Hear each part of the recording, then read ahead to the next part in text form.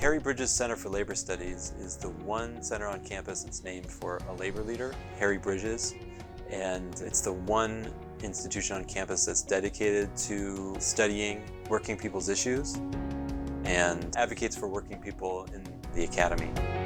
The center is a space where students and workers and community members can come and converse about issues that we care about and issues that are relevant to this university and the labor movement as a whole. Seattle has a rich history of labor movements. It makes sense that an institution dedicated to the study of labor would be present in Seattle. It was my idea to establish the Harry Bridges Chair. In 1989, the thought came to me that all the rich people got to have chairs named in their honor, and there was no labor guy. And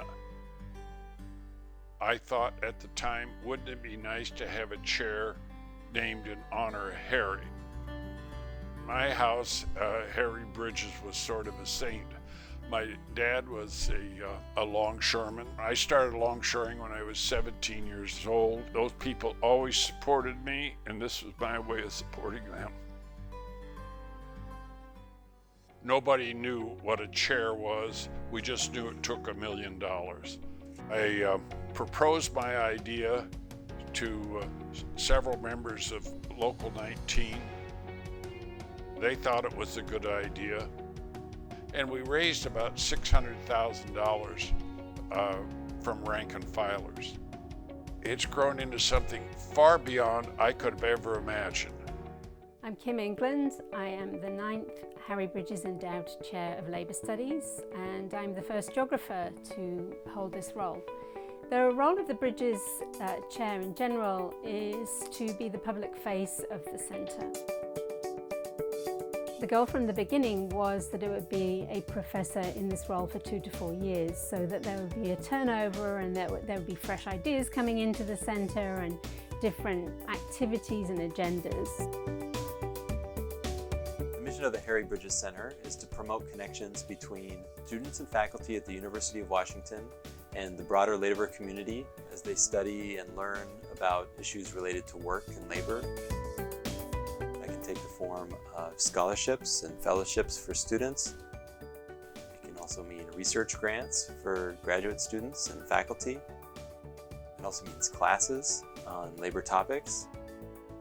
We offer a labor studies minor to University of Washington students, which they can earn as part of a larger major. In addition to supporting students that are interested in labor issues, we also support students that are working on social justice issues that are connected to themes of labor. One of the main goals of the Bridges Center is supporting student and worker activism on campus. I'm a senior at UW. I am a labor studies minor.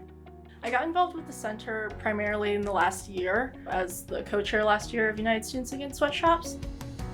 USAS is a campus organization here, and they do on-campus campaigns relating to workers at UW, and then also international solidarity campaigns.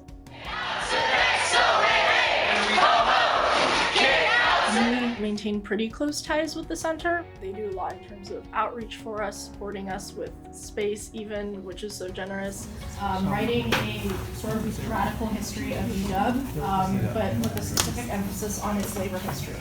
And also just like being there to help us create a dialogue between students and workers.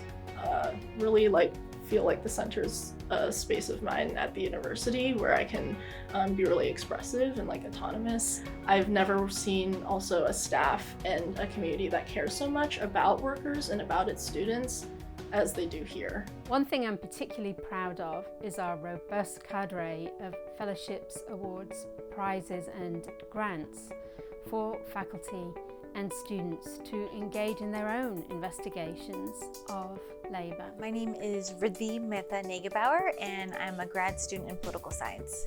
I have received a ton of funding from them over the course of about 5 years now in graduate school. one of the benefits of being part of the Harry Bridges Labor Center is if I try to do this research just within my discipline of political science, it would be very difficult, I think, to find the resources or the support needed to finish this project.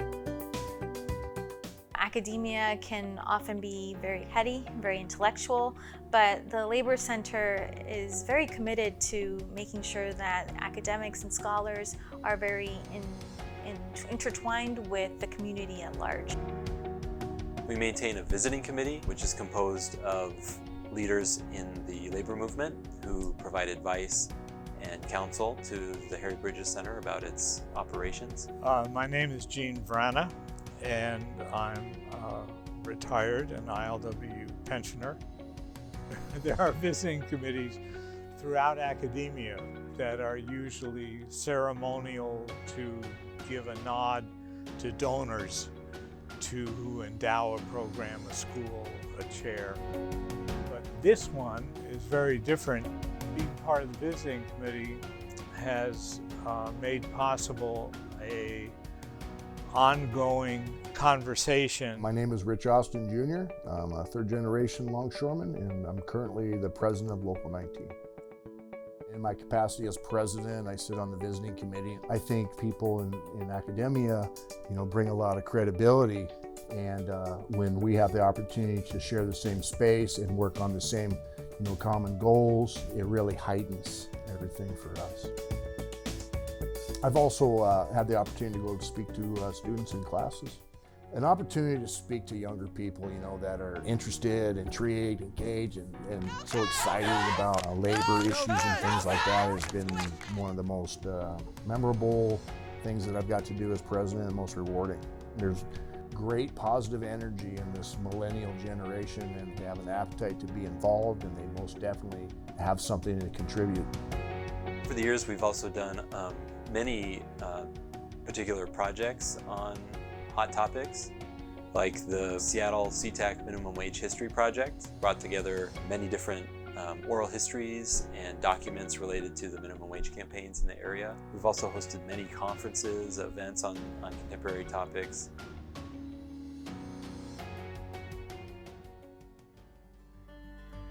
I'm Connor Casey, and I'm head of the Labor Archives of Washington. I'm the curator and I direct the program.